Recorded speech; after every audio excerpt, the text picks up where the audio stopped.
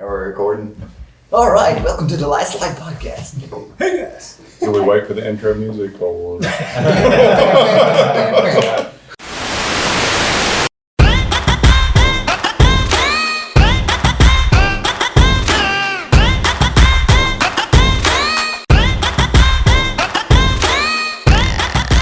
I love it, love it, love it, love it, love it.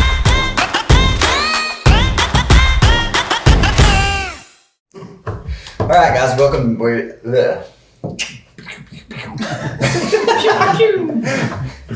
All right, guys, welcome to the LASTLIGHT podcast. We are in Scottsboro, Alabama. We've got the Within Range guys with us, which I am a Within Range guy. We've got Chad Davis, the BOWADX guy. This is the first time that us as Within Range has got to be together since deer season has ended. So it's been an interesting season. It's been a good season for us, and I don't know. Had a good one, but it's good to finally get to sit down and talk a little bit about it. Yeah, and I've heard stories about a Missouri trip. Heard stories. Heard it's very sweaty, very sweaty. There's definitely moments where it was sweaty. You're 100% right. You're 100% right. Successful trip with quite a bit of events of different sorts and what have you. So, And Daniel, tell them where we went. Yeah, so we went up to IMB Outfitters, and that's up in that north east corner. I think the town's like Shelbyville, outside of Macon. That's another big town up there. So, I guess we'll kind of just jump into it really. And I'll start it with we booked the trip. We're going late season muzzleloader, and then we'll get into the whole pistol thing that we got to enjoy too. But it ends up, we're like 3 days out and we find out a huge snowstorm's coming in. So we're all three on the phone, chatting do we leave early? Do we leave late? What do we do? It's New Year's Day. Yeah, when was it? Okay. Yeah, New Year's Day. Okay. And so we're all all right, well, we'll leave early New Year's Day, but we've got to get permission first. So we're all getting with our wives hey, we're leaving a day early, and it's actually on New Year's Day. We're not going to be home for... and it's on New Year's Day when we get permission. Yeah. It's not like 2 days out. We talk with our wives. It's hey, can we leave in 30 minutes? So we get that permission, and they come up to Kentucky, meet us at the house, and so we get their stuff loaded to my truck, get the trailer hooked up to my truck, and we get out on the road. Let me preface this. I was totally fine at this point. You're going to understand this. I'm 100% okay at this point of the trip. My wife gave me permission. Thank you, wife. I love you. I'm good. We're getting to go to Missouri. Continue. Yep. So we load up the truck, load up the trailer. We get through obviously the north part of Kentucky, get into Indiana, and then we hit Illinois. And I'm driving. And DJ literally says, hey man, if I tell you, you got to pull over the truck, pull over. And I'm okay. So it wasn't probably 5 minutes later. It's pull over now. So of course, me being me, I'm slowly pulling over, getting the truck stopped, probably get to 5 miles per hour. Before DJ can even get the door open, it's puke. It's coming out.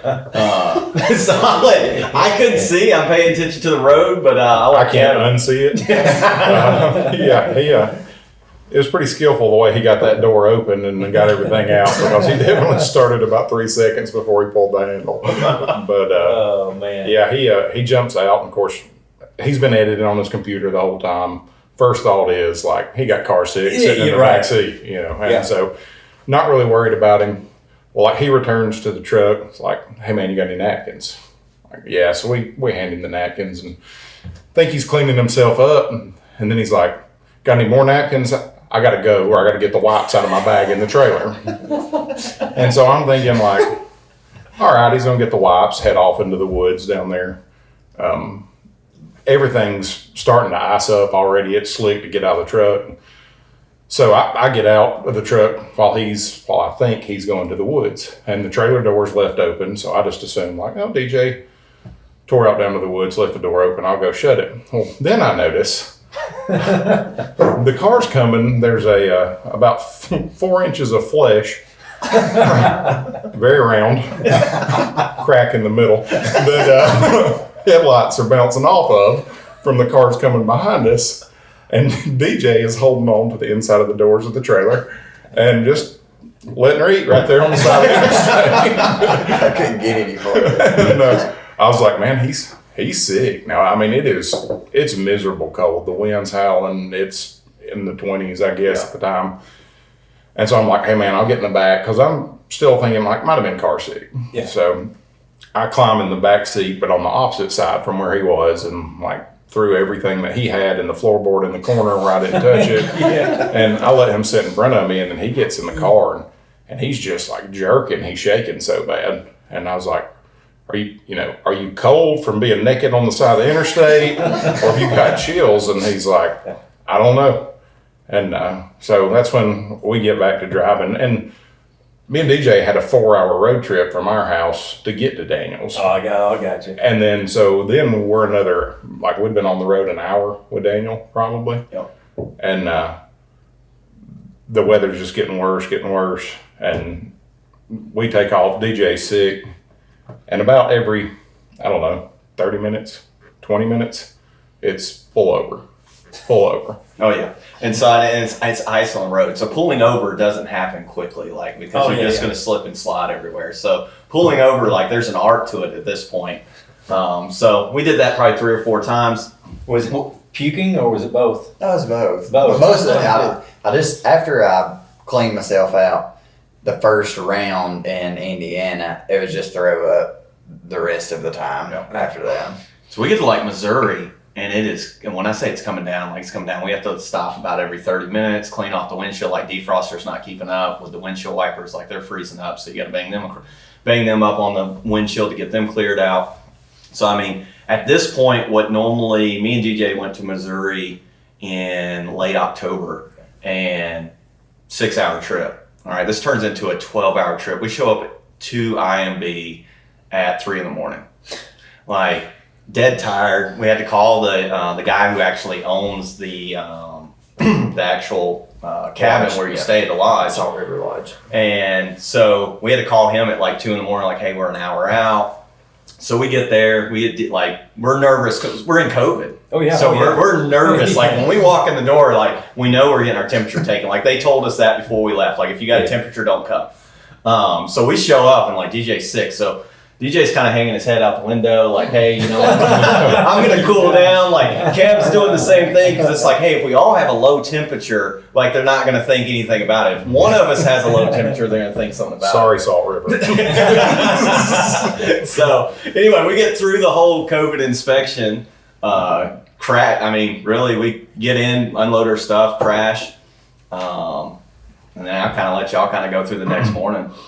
Yeah, we got up, and as he mentioned about the pistol, part of this deal of hunting with IMB is that Smith & Wesson wanted us to hunt with one of the Thompson Center, which they own, Thompson Center muzzleloaders, and a Smith & Wesson custom gun shop 460 Magnum. Oh wow, okay.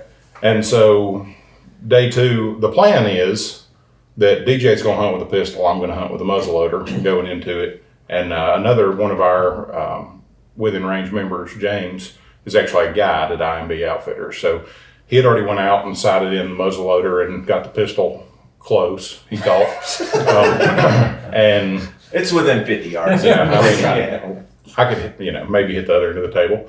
But we get there, DJ's just, he's just blah. Like, you can just see it on his face. Like, he's generally outgoing, and he's just laid over in the corner and recovering, but not sick anymore. And of course, we're all running on about 3.5 hours of sleep. So we go try to zero in. There's a foot of snow on the ground. It's cold. It's windy. I shoot a box of shells through that pistol, and me or DJ, neither one can touch the 12-inch plate at 100 yards. Yeah, it's bad. And so we have to wait on another box of shells from the guy that has some. We sit there all day. That's what it felt like, probably a couple hours, reloading the muzzleloader, shooting the pistol, taking some pictures, and we're actually not hunting that day since we came a day early. I'm gonna add something there. The best picture on BOWADX this year, I think, was the one in the snow that we took while we were there. I'm just saying, picture of me. I think it's obviously the best one on BOWADX. If you guys haven't seen it, I have the toboggan on and an element vest. So that's definitely the best picture of the year. Dang, I forgot about that one. That one actually got the least amount of likes, Daniel. So. Must have slipped my mind. Yeah, don't even remember it. But we're zeroing in the guns. Finally get the muzzleloader. DJ shoots twice at the muzzleloader, drills the target, and I missed my first time. So it's like, okay, we're swapping. DJ's going to hunt with a muzzleloader. I'm going to hunt with a pistol. And so we go back. I believe it was the semi or the quarterfinals college playoff. Yep. And so we watch football. DJ gets to rest. Everything's fine that day. We just get to kind of take the day and sit around. And the next morning is when we're going to start hunting. And we're not going out till 10 or 11, and then we're sitting till dark because with the freeze on the ground, the deer coming out in the afternoons, pawing out the turnip fields. And so we just hang out the first day. Second day, we get up, DJ feels great, or much better, And Oh, he was skipping. Yeah, he was skipping by that point. He actually ate something, I think, for the first time since we had left Kentucky. We had a good time. So there were two other guys that were hunting with our guide, and then James, our guide, was filming me, and Daniel and DJ were sitting together hunting. So there were two stands that we were going to be hunting, and we had agreed that I was going to go to stand 1 the first afternoon, DJ was going to go to stand 2. Well, with James having to take that other group out, you had to drive past 2 to get to 1. So he said, you know what, let's put them in 1. We'll go to 2 tomorrow. We'll flip that. And I'm going to take these guys out so that way we can slip into stand 2 and not bother DJ. First afternoon, we go hunting. I only saw 6 deer. Yeah, we seen 45. Yeah, they 45. Honestly, stand 1's on fire. We literally switch, and it was 1:45, and it was just like a floodgate opened up. It was just deer after deer after deer. It was insane. And they're sitting there sending us text messages 32, 37, 40. I'm 3. And so it's not. But time out. They saw 6 deer, but their shooting house that they sat in smelled like the barbecue in South Alabama because they're grilling on their buddy heaters. They're grilling those savage Slim Jims. It's like that. Oh yeah. They're cooking I'm talking inch thick beef jerkies on a buddy heater in there. Snapchat left and right. Just boom, boom, boom. And the shooting house is what was it? Just white, wasn't it? But everything's still, or it's gray color. Everything's white in the woods. Well, we got a buddy heater rolling in there, so everything's melted off this thing. So everything's covered in snow except for this big gray shooting house with sausage fumes coming out of the windows. And so, and to make it worse, James was we just need some cover scent, and I had some of the Rat Getter cedar cover scent. And he hosed everything down. And so I still can smell cedar Slim Jims in my sleep. So, but I still ate them. But so we don't see anything deer or a little sketchy about the cedar Slim Jims. And but still, they had a good hunt. We all go in that afternoon feeling great. It was brisket night, which DJ, from the first time they went out there in bow season, all he talked about was the brisket. Man, they had the best brisket. The best. What place is this? The chicken. They had the best brisket. And he talked about it on the way back. And so I'm I thought it said breast biscuits. I like those. Actually, if you watch the podcast, we're going to skip that part of the. As you can tell, I like to eat. All right. And so somebody's talking about good barbecue. I'm excited. And so we get back that night, brisket and salad, Sweet Baby Ray's barbecue sauce, which is my favorite barbecue sauce. And guy comes around and is like, do you want more brisket? And I'm like, yes, I want more brisket. And so like I eat till I am just miserable. Well, what I didn't know was that was definitely a stomach virus that DJ had, and I was going to wake up about midnight with that stomach virus. Oh man. So I get up. No, I don't get up. Like I am awakened at like midnight by the sound of if you picture a Tyrannosaurus Rex yelling. That's all I hear in the bathroom, and like I could just like I wanted to crawl in a hole and die because I'm like, oh my, like I know what I went through. I wanted you to do the same thing.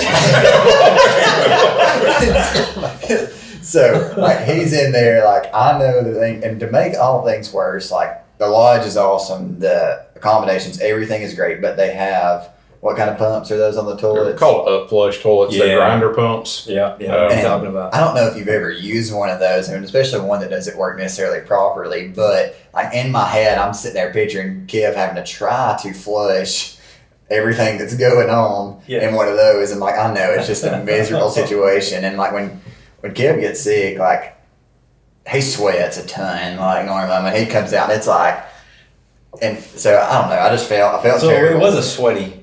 Oh yeah, it was sweaty trip. Yeah. I woke up, so I didn't I slept through the night. Honestly, I didn't hear the toilet. I didn't hear Kev. He's like 6 feet away from me. I literally did not wake up one time, and so I wake up and like he's in thermals.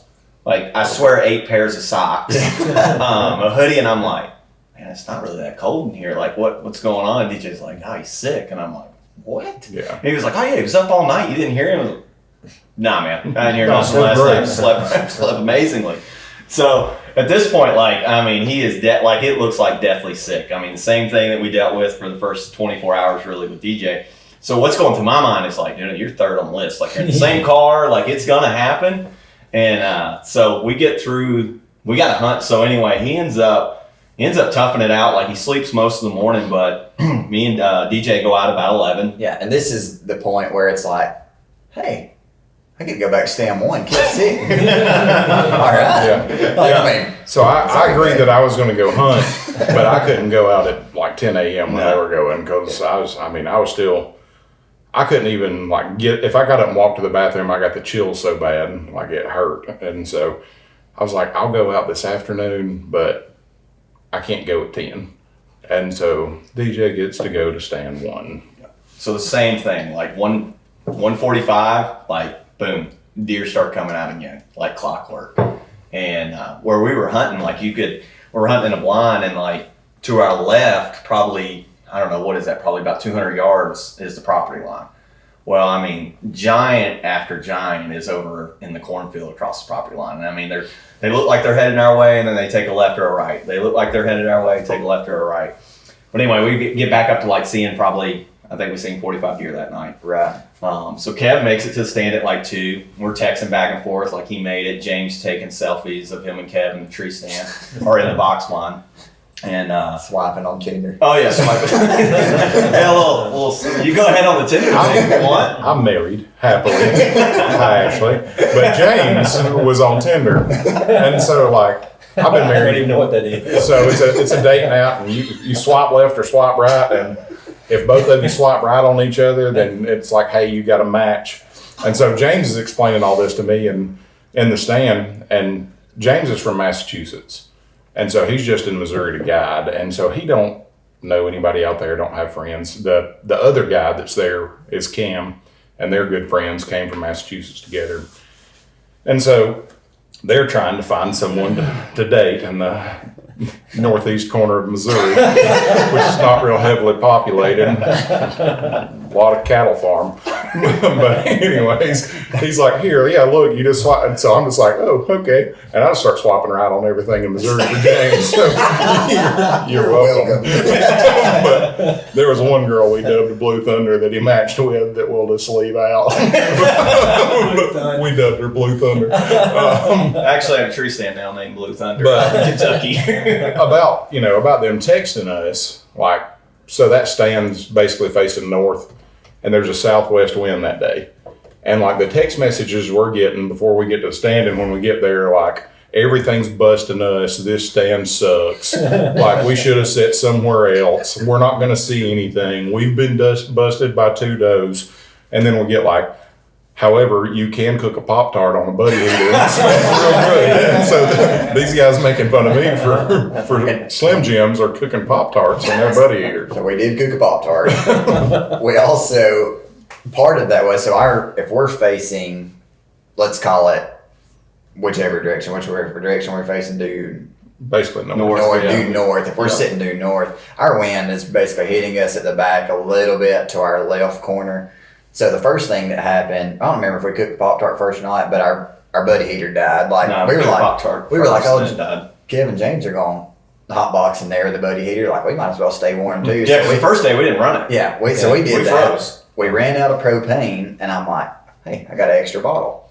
I unscrew it. Well, the little thing in the top of the propane bottle gets stuck, and it's just like, it's apparently still has some in it. It's just like, and like, we're getting lightheaded in the tent because this propane just coming out. I'm like, we got to get this thing out. So there's deer in front of us, and I like pick up the side of the tent and shove it out. Like, every deer that walks by is like, blows, runs away. Well, actually, none of them blew, but they knew something was up. So I ended up having to get out of the tent, go to a creek behind us, and like try to bury it in the side of it to keep it from. Well, there's deer out. Like, and I mean, granted, these deer are like 100 yards away, but I mean, DJ gets out, picks propane out, gets in the creek, does that. I want to say you did something else while you're down in the creek. Yeah, Pete. Yeah, okay. And then, Gotta use that. Might as well do it. comes back, I mean, deer's still in the, deer Wrote like, his name in the snow. oh yeah, Well, it's just DJ, so it's not like What we got there was in Daniel's handwriting. But.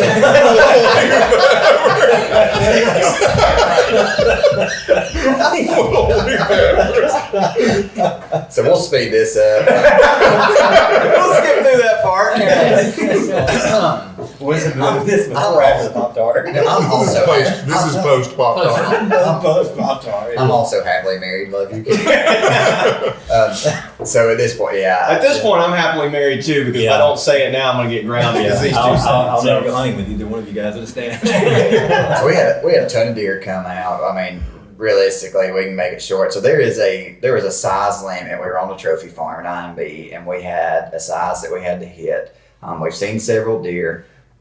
Finally, out of nowhere, the deer that I ended up shooting walks in from our left side, headed right towards where our wind's blowing. Yep. Daniel is just sitting over there like, get your gun, shoot it. Get your gun, shoot it. And I'm sitting there thinking like, penalty money. Like, I ain't got the money if I shoot this deer and it's too small. Like, I literally was scared to death. And if you watch the episode later this year, you'll see it. Like, it's not my normal, like, oh, I'm pumped up. It's after it all went down and I shot it and knew it probably died.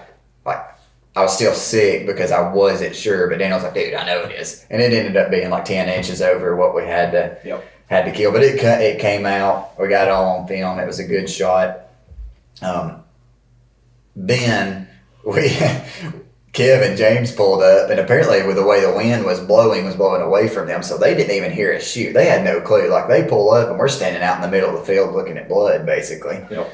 And then is the point where I realized, like, Kev's eyes are about rolled back in his head because he's not had any nutrition. He's lost whatever he had. And then it just hit him where I'm sitting in his stand, and I've just shot a 145-inch deer. I hated him. And he gave me that stomach virus. And took my stomach. So fast forward, like, we enjoy that night. You know, DJ absolutely, I mean, stud of a deer. Can't wait for the episode to drop. So ends up that night, Kev starts feeling better. So they end up going, so James ends up filming me. We go out and try to shoot a doe that evening. And they go back to stand number 1 where DJ actually shot the deer. And so he's feeling better, takes the pistol, and now you got DJ filming, so I kind of let you walk everybody through that. Well, we finally got another box of shells and was able to go, our bullets able to sight it in. I'm hitting the plate, feeling good about it, and had looked at the ballistics a couple times, but hoping for a 100-yard shot.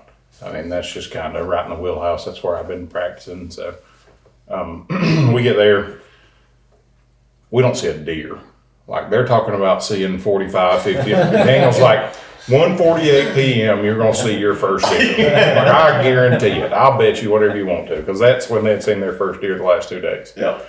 Well, we get there, and at like 4 o'clock, we've still not seen a deer. Well, hang on. At 1:49, I promise you, I got a text message of like, Daniel, the deer are not Yeah, here. you're right. Garhold. Yeah, Yeah. Garhold, Garhold. you owe me money. Like, I can't remember what we bet, but you owe me whatever we bet. And so me and DJ are just sitting there miserable. We've eat all our snacks by like 2:30. You know, there's nothing in the field. And like 4 o'clock, we're like, this is stupid. I gotta pee. We both get out of the blind, go to the creek, like pick opposite trees, take a leak, no deer, walk back, like got the buddy heater rolling, swap, get propane bottles. It's like, let's just make it till dark. Maybe we'll have better luck tomorrow. Well, like, I don't know, 30 minutes before dark, Yeah. like, here they all come. Like, every one of them. They're coming off the neighbor's property. They were coming from, I mean, every directions that we hadn't seen deer come from all week. Like, deer were literally coming from everywhere at this point. We probably ended up seeing as many deer as they had seen, but we saw it in 30 minutes. Yeah. Is that right? Yeah, and we saw, I don't know, probably 4 different bucks.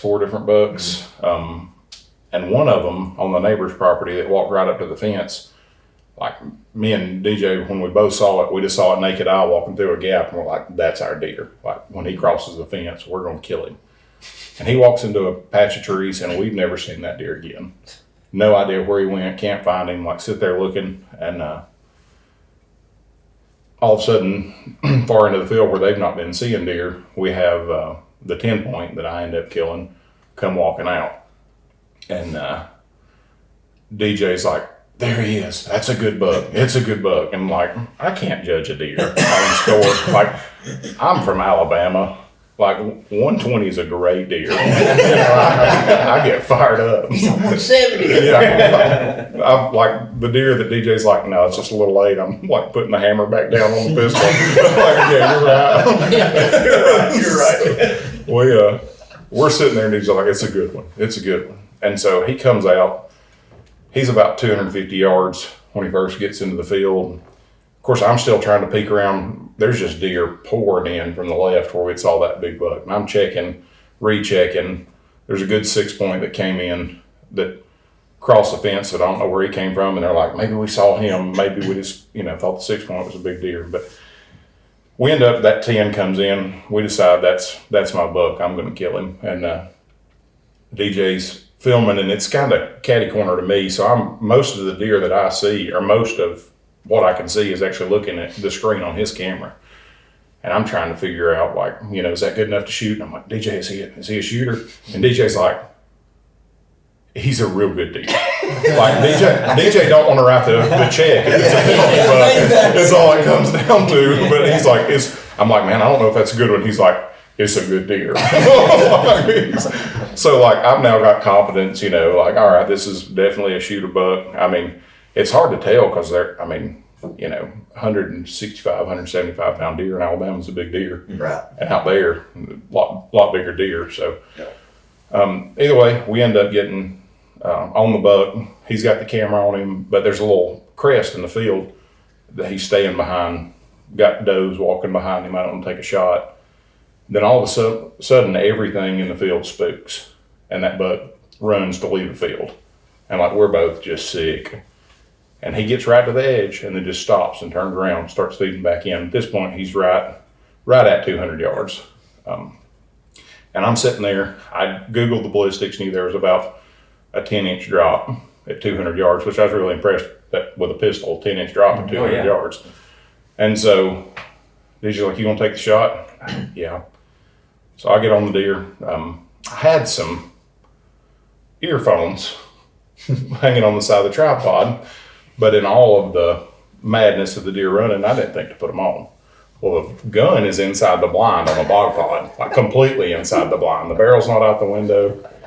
And I get on the deer, I tell DJ fire in the hole, and he has the sense to put one hand over an ear and cover the other one with his shoulder, and I'm just sitting there like nothing in my ears. I pull the trigger, muzzle blast, 400 deer go everywhere. I can't tell if I got him. Then all of a sudden, I'm like, man, why do I have tunnel vision? I've never in the military, never been hit with a flashbang, but like I've got like bright lights in my eyes, tunnel vision, my ears are just squealing. Like it's got to be the closest thing that I can envision. And you can see it on the secondary angle after he shoots it on this hunt, is you can actually see like he's dazed. Like he is just like gone, because I mean DJ starts talking to him and I mean it's like huh? I actually pull my hat off and I'm holding my ears and like it about like knocked me out. Like it was crazy loud. Like I envisioned that blind we were in, like just like beat up off the ground a foot or so when I shot. And so DJ, I'm looking at his screen. He gets on this buck that's running out of the field, and this buck's like zigzagging running, and I'm like, can't tell if he's hit or not. And then he just like stops, turns around, and looks at us, like, puts his head down, and starts eating. And I'm like, oh no, I've missed. Like, and I'm just sick. And he's like, wait a minute, that's 8 point. That's the wrong buck. And so he figures out that he got on the wrong buck whenever it left the field. And so we go back and look at the footage, and you could tell in the footage that I hit him. And so we go look and find blood, and able to track him. And he probably ran 120 yards. Yeah, 120 yards with pumping. I mean, we laugh about it now. He says we were jogging during the blood trail. If you watch the episode, like I'm, because I mean, one, I'm fat, two, I'm out of shape, three, I've had a stomach virus for 2 days, and like I'm still not. I'm weak. I'm tired. Like I'm not good, and they're like blood, like running. They find the deer, and Daniel's like, "Come on, dude, get up here! Come on, fatty, let's see this deer." Come give me a minute. But I finally get up there, and like I couldn't be more tickled. It was just a great hunt. It was a good deer. To shoot a deer that far with a pistol was still the coolest thing I've probably seen. Like to see it all go down and the way it happened, other than losing part of your hearing. Yeah. And so turns out like the DJ's like my ears were ringing too, even with me covering them. And so but his went away the next day. And so I thought, well, I might go away in a couple of days. No, it's actually a condition called tinnitus, and it's permanent. You still have it? Mm-hmm, yeah, right now. Yeah. So what is it like? I mean, what is it? You hear like? It's just like. Is it Did ringing? you ever have any of them like plug-in traps in your house that was like a rodent repellent, and they make like a high-pitched squeal, almost like a dog Well, whistle? I've had it ringing in the ears before, like the last like 10 seconds or 20 or 30 seconds. It's like That forever. that forever. Forever. Are you serious? And so like it's not bad when there's background noise, but like right now, and it's actually the more I talk, the worse it gets. Oh, really? And so like right now it's screaming. Oh, and Just screaming. yeah, it's getting it. So it's a permanent condition, and it's actually something like a lot of my doctor's like, yeah, a lot of people in the military, repeated gunfire and explosions and stuff, and like it's a real medical condition. A lot of those guys deal with like permanently, and it. You know, I'm just an idiot who didn't put earmuffs on. that's good to know, though. I mean, really. I mean, the whole thing. That's. Oh, I highly recommend if you're ever shooting that gun, like wear earmuffs. It's made me cannon. much more like aware. Like the other day, me and DJ are working at the farm, see a couple snakes. My favorite kind of snake's a dead one. So I went to get my judge, and I'm plugging my ears, you know, shooting like this because I didn't have any earmuffs. And like it's made me much more aware. I've never wore earplugs duck hunting. Yeah. And now I won't go to the woods without them. So there's a Yeah, I mean, I could tell you even myself, because with my daughter, you know, she took her first buck this year, and here I am with as a dad, you're trying to help her. Mm-hmm. And I remember when it went off, how loud it was, and my youngest we had her some just Kleenex, because I forgot the ear. So you just better look. What do you call them? Earplugs? Earplugs. yeah. Yeah, but man, that's good to know. Wow. And so all I've heard since Missouri is how I stole Kev's stand and I gave him the stomach virus and I shot the bigger deer. But we left the following day after that. We got packed up, got to come home a day early, which I'm sure most of our wives were happy about. Oh, yeah. That morning in stand 2, me and Kevin swapped, and so the stand I should have been hunting and the stand that he had been hunting all week and decided to swap, they killed the one target buck that they really wanted us to kill. They called Poseidon. There was a big deer, had 3 brows that come out and come up. I mean, just a crazy deer. Literally the morning after that, in this stand 2, is they killed the target buck of the year. Wow. His left side was a triple. On the left side was a triple brow tine, and the middle one was like 14 inches. Yeah, Yeah. middle Yeah, brow. yeah, it And he curved. kicked back, like he could literally scratch. They had trail cam Huh. pictures that he could scratch his back with that middle brow. Wow. So it was a heck of a deer. But that being said, like stomach virus, snowstorm, stopping every 30 minutes to break ice, still one of the best hunting trips I've ever been on. Yeah. And we had a great time. Thankful to IMB for having us, and thankful to the Salt River Lodge for letting us stay out there, because the food was great. And I didn't eat much of it. no, I did the second go it around. really Second was go good. around. Yeah, I didn't This eat trip a I lot. didn't eat a ton. But like I came home and I threw away all my Sweet Baby Rays because I just can't do it anymore. Like it just And he like can't eat beef jerky anymore. yeah. Really? Oh yeah, like I walk in a gas station and see the Slim Jims, and like it just makes me sick. Oh, from the Yeah, stomach from the virus? because that's what I like. We eat Slim Jims in the stand, and then we eat brisket with that barbecue sauce at night, and like it just ruined it for me forever, as far as I know. So, I would highly recommend turnips in the late season, and yeah, if you get an ice storm or a snowstorm, they just tear them up. I mean, Oh, they yeah. were hitting those fields big time with the turnips. yeah, they were pawing at it. Like it was pretty amazing to see pawing up a whole turnip and pulling it up. Yeah. We're coming up on probably about 40 minutes. I'm not exactly sure. I've tried to time it. But with that being said, number one, make sure you go follow Within Range. Daniel's account, he runs our show account, which is at Within Range Outdoors on Instagram and Facebook. Wyatt, who has not talked at all during this one, you'll probably hear him in the next one. He has Wyatt.WithinRange Outdoors, and Kev is at Kevin Wilkes Jr. And that's about it. Yeah. Thanks for listening. Yes. Make sure you leave us a rating, comment, give us some feedback, input, whether you're watching on YouTube, listening on whatever podcast platform. We really appreciate you being a part of it. And we always want you to know that God loves you, and so do we. Exactly right. Guys, Appreciate it. Appreciate Thanks for it. having us. Thanks. all right, guys, that's a wrap.